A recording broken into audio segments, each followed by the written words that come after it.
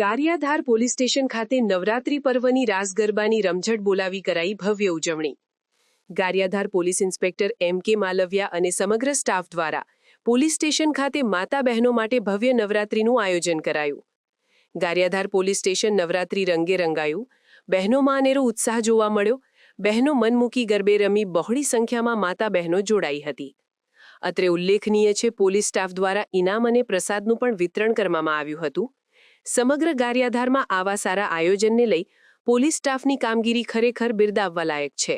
હાલમાં 2025માં હિન્દુ ધર્મનો નવરાત્રિનો પવિત્ર તહેવાર ચાલી રહ્યો છે, જેમાં ગારિયાધાર પોલીસ દ્વારા ગારિયાધાર પોલીસ લાઇનના ગ્રાઉન્ડમાં જે ગારિયાધારની બહેનો છે તેમના માટે જાહેર એક નવરાત્રિનું આયોજન કરવામાં આવેલ છે કે જેમાં જેથી કરીને જે બહેનો છે તે નિશ્ચિંતપણે મન મૂકીને ગરબાનો માણી શકે અને ગરબા રમી શકે, જે માટે ગારિયાધાર પોલીસ દ્વારા આયોજન કરવામાં આવે છે।